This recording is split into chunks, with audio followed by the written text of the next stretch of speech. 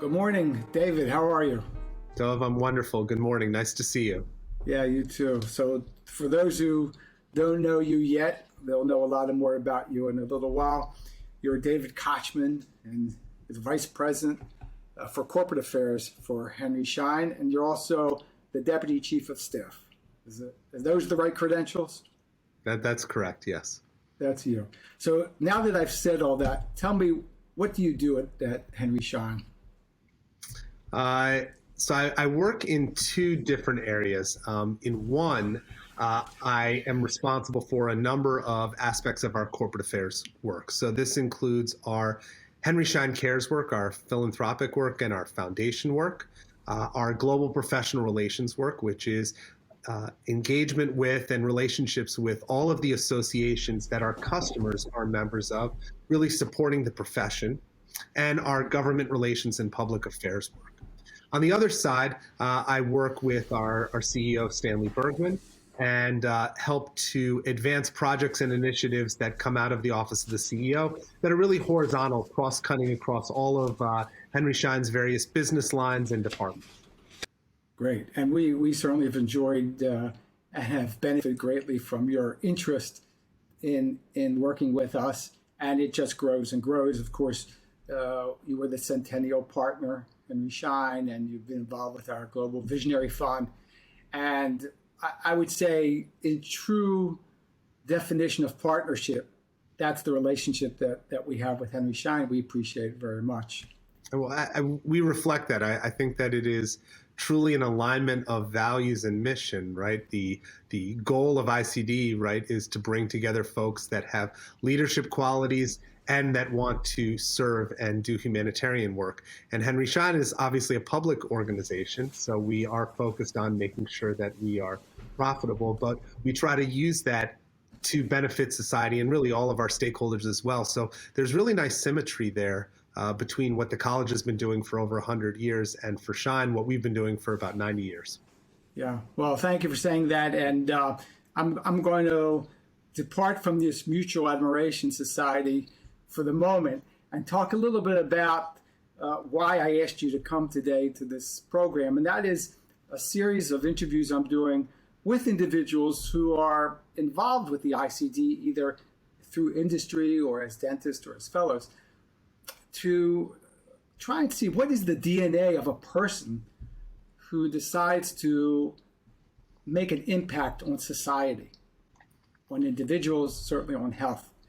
And so I think about David Kochman, and I say to myself, David Kochman has a very long and strong interest in something going on in one of the deepest parts of the South, I suppose, this prison called it's a Holman Correctional Facility, which sounds kind of benign in nature, but in fact is the home of the death chamber for Alabama individuals who've been accused and convicted of capital crimes.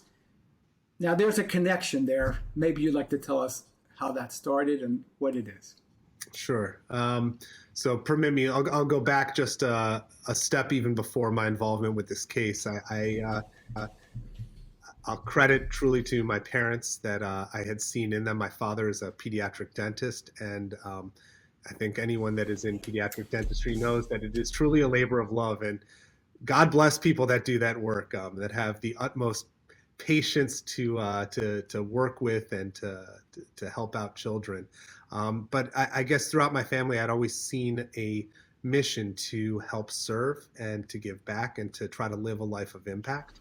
And so I joined a private law firm, but at the exact same time, simultaneously, started investing in a lot of pro bono work, which I did alongside. Let's drill down to this example of this individual who I think at the age of 25 was convicted of murder.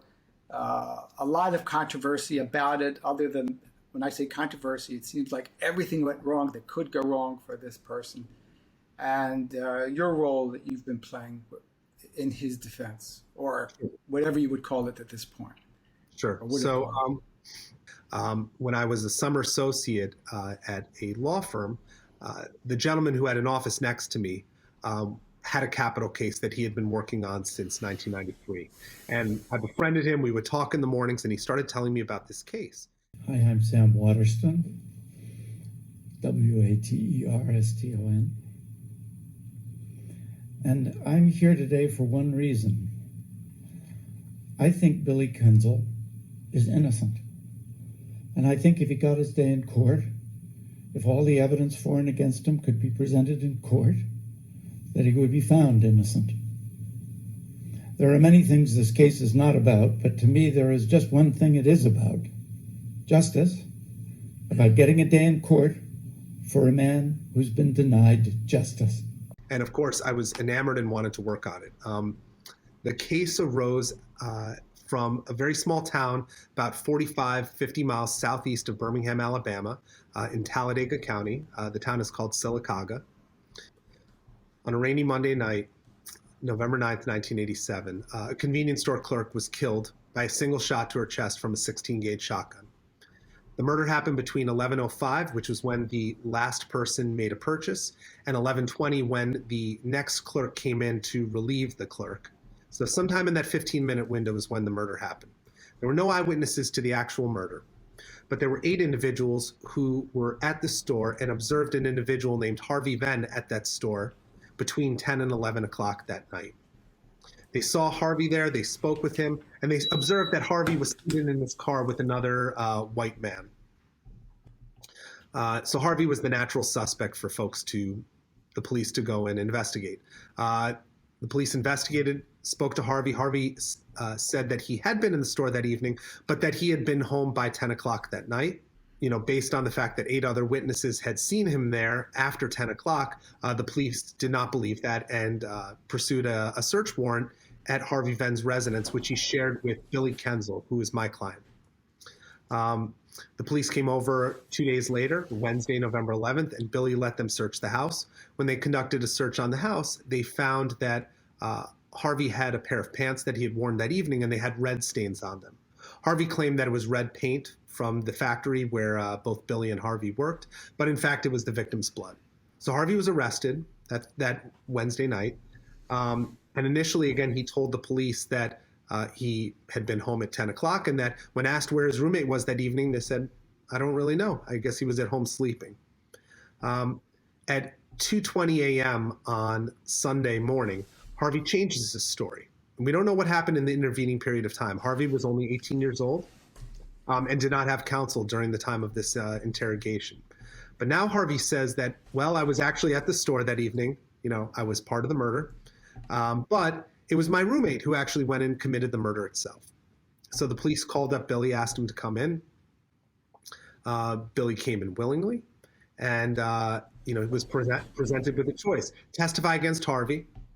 And in return, you will, get out of prison in 8 to 10 years. Or we will give the deal to Harvey and prosecute you. And Bill, maintaining his innocence, said, I'm not going to take this deal. His stepfather had always told him, admit to something if you did it. But if not, you should stand on your convictions. And that's what Billy did. And he refused a plea deal even up to trial. There was a mountain of evidence that Harvey had been involved in this murder. The prosecution had a challenge, is that you cannot bring a case solely on accomplice testimony. For obvious reasons, it's inherently self-interested, and we need some sort of independent corroboration. It doesn't have to be much, but it has to be something. So the prosecutor found an individual who was driving by the store that evening from a couple hundred feet away and through the rain, who claims she positively identified both Billy and Harvey as being in the store that evening. So despite the 8 witnesses who were there who did not see Billy there, this one witness was able to provide that corroboration, and that was sufficient to allow the state to bring forward its case. The critical element there as well is that one of those witnesses was Billy's alibi, that said that they saw Billy at home asleep on his couch little after 10 o'clock that night with no car, and the murder happened almost 30 miles away. There's no way he could have gotten there. So couple that with the fact that Billy's attorney was woefully inexperienced. At the time, under Alabama law, you were only allowed to be reimbursed for about 25 hours of work. So this lawyer did about 25 hours of investigation in total. and really just was undermatched against a prosecutor who himself had been reported to at the time have more death penalty convictions than anyone else in the country in this very small county. It wasn't until after his appeals, it's called post-conviction, where an attorney from whom I took over the case, the gentleman who I mentioned I worked with, that he started conducting his own investigation. And so first he went to recover the shotgun that Harvey had, that 12-gauge shotgun, which he'd borrowed from a coworker. He went and got the shotgun, and sure enough, the shotgun is a 16-gauge shotgun. It's not a 12-gauge shotgun, which is flabbergasting how this could occur. He then said, all right, I want to go see the murder weapon, the gun that Billy had that evening. And he goes to try to recover this from the evidence locker, and the gun is missing. They can't find it. Said, all right, well, maybe let me go and test the blood that was on Harvey's pants. But sure enough, the bloody pants are gone, nowhere to be found. And so throughout this process of about the next 9 years, there was a mountain of evidence that came out demonstrating both that Billy's trial attorney did an inadequate job and that the state had withheld material evidence. And then more information ended up coming out later, including that one woman that was driving by that night that claimed she saw both of them in the store, when she testified before the grand jury. The grand jury, just to back up here, this is where it's only one-sided. It's just the prosecutor talking to a witness. When she testified before the grand jury, she told the grand jury, I couldn't see anyone in there. Maybe I saw two people. I saw Harvey's car, but I think I saw two people that could have been them. I couldn't tell their hair. I couldn't really see a face. I can't give you any description. I basically saw Harvey's car and two people. That alone would have been insufficient to provide that corroboration that was necessary, and yet that was never turned over. So really, the fact that there were constitutional errors here sufficient to warrant a new trial is undisputed. There's really no claim that this guy did not get a fair trial. In other words, here's a person who's been denied justice, and he's been denied justice by the various system of justice that is obligated to provide him justice and to provide him the means to achieve justice. Yeah, I mean, the system itself relies on the notion that a prosecutor seeks justice, not a win. However, when a prosecutor who has immense power decides to use that power and wield it against folks who don't have as much power, and in a way where they are pursuing a win rather than justice, it presents a very difficult circumstance. Almost everyone was saying, I think that there was a serious injustice here and something we want to correct. So, yeah, I think that when you talk about the justice, has quotes around it, air quotes, as they say in his case. And from all I've read about him, he sounded like a very genuine person. He contributed a lot to the fellow inmates in the prison, from what I understand. He was a positive force. He didn't seem to have a lot of, resentment or hate. And I think the two of you seemed like you became friends. Is that fair to say? Oh, definitely. We have very different backgrounds, right? But over the course of years, we developed a very close relationship. I mean, I spoke to him at least once a week, our standard time call, because at the time, the only way he could call me was collect. So we set up a time, 4 o'clock Eastern every Wednesday. We would go and we would speak for, 2 series of 22.5 minutes, which is what was allowed. And we continued that for, almost 2 decades, speaking very frequently. We go down and visit and spend hours sitting there talking. I mean, it's a different orientation, right? You walk and into prison, you go through the whole process of flying down there, going through the gates, sets of gates, getting searched. He comes in and you sit there, and this is an individual who is mostly confined to a 5x8 cell for 23 hours a day, sometimes 24 hours. He doesn't get out every day. And so you're not going to ask things like, hey, what's new? Or, what you've been up to, right? It just doesn't align there. you have to kind of check that and, come in with a bit of humility to connect on a human level. But his ability and capacity to connect with folks, to have empathy, and to have interest in what was going on in someone else, despite his predicament, was amazing. I mean, just an unbelievable guy. And even beyond that, the witnesses that I met and folks that I met in working on the case forever changed my perspective, I think, and just outlook on life. I mean, I don't want to, it's a little weird to say, but, I'll go back to Nietzsche, right? There is no truly unselfish act. And for me, I know that I got a lot from helping out Billy. I mean, there are many times that I think about something that I'm doing that's very difficult or hard. And I think back to saying, well, you know what? If Bill can get through all of these things that he has had to overcome, I can go and do this. Or, this is a really bad situation, but you know what? I'm not on death row in Alabama.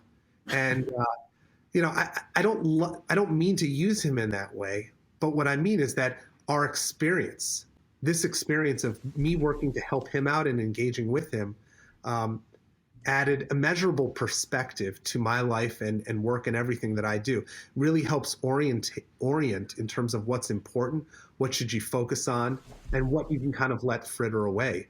And then even beyond that, to think that a guy with an 8th grade education, who had never really traveled outside of, Alabama, Mississippi, Louisiana, Texas, that this guy could form relationships and be thoughtful on such a variety of topics with people from all around the world is really just incredible.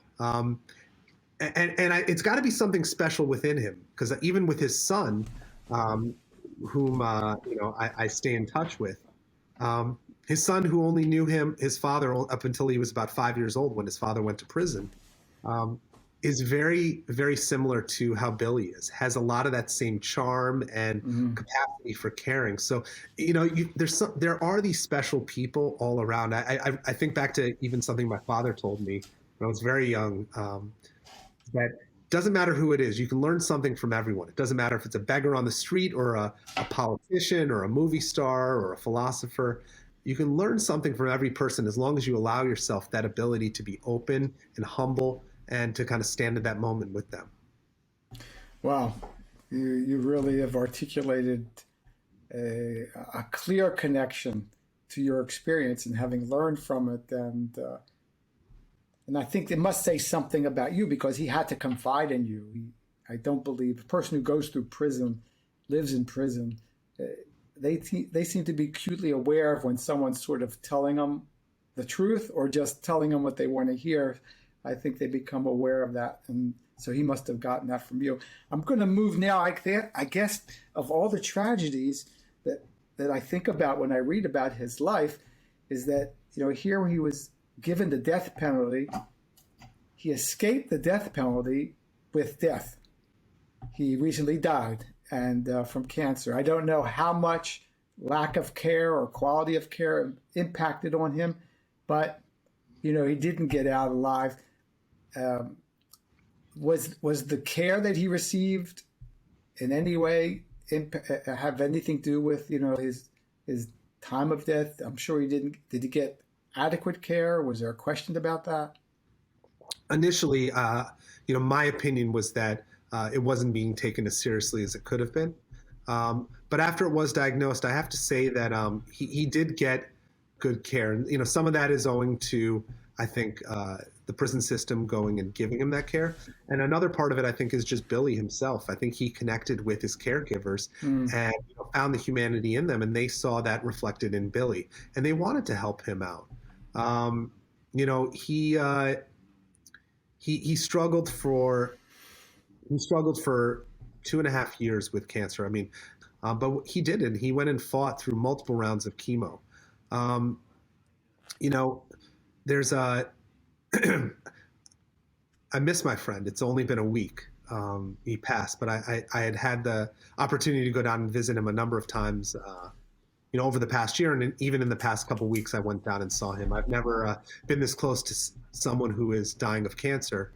Maybe you have or other folks have. But it was an experience for me. And you realize at the end that you don't want to remember that person for how you saw them in their last weeks, but that it's important that you're there to just be there and just to kind of sit there through them. As I think about Bill's legacy, the most amazing thing to me is that he lived this truly impactful life with far-reaching ripple effects. I mean, as Bill would say it, he struggled with how upset he was at his predicament. I mean, obviously, losing his liberty, not being able to have free movement, being incarcerated was horrible. But at the same time, he wasn't a bad guy. He wasn't a violent person, but he was not on a path that was leading him to the most successful life possible. And yet, I believe that Bill's life was a life of purpose and intent, and it had impact. And what more can we want at the end of our lives than to know that we did something where we helped bring people together and where our life left an indelible mark? And I think he did. Well, he obviously made a mark on your life, and you are able to continue with what you gained from that experience and that relationship. I think I became a bit more frustrated in my commercial practice, where I could file a lawsuit on behalf of anyone for anything. But this guy who's on death row, I couldn't even get him a day in court. And so it led me to want to do something else. I love the law and I'm passionate about it and idealistic, but I certainly was quite frustrated by what had happened to Bill in this case. This opportunity at Henry Schein came about through my mentor's brother-in-law had been at Henry Schein for a number of years. And it was a company I hadn't really heard about. As I mentioned, I had, my father's a dentist, but I had assiduously tried to avoid getting into dentistry at all costs. And then, sure enough, this opportunity comes. I start reading about the company, and I saw a company that professed to having put its growth and success on the backs of its shared values with its customers and with society, and really a notion of doing well by doing good. And as I read more about it, I said, I didn't know a company like this existed. I think Schein and ICD, have this kind of common purpose, and those are magnetic attributes that draw in people that are similarly inclined. Well said. Well said, and we believe that, of course. I want to thank you for not just allowing us to hear a little bit more about yourself. I think you touched on very intimate areas of your life that mean a lot to you, and I think you more or less held back pretty good, but we could see, I think anyone who watches this will know that you were not just an innocent bystander to this relationship. You were all in, and I'm sure that had a lot to do with your experience and Billy's experience. I can only imagine how that must have made the 10 or 15 years of his life that he could count on you very significant. And certainly being there at the end of his life, well, that's a gift very few in his position could have anticipated. So again, thanks for letting us learn a little bit about this story. David Kochman, Vice President for Corporate Affairs, Henry Schein. Thanks very much for being with us today. So thanks for the privilege. Wonderful to speak with you.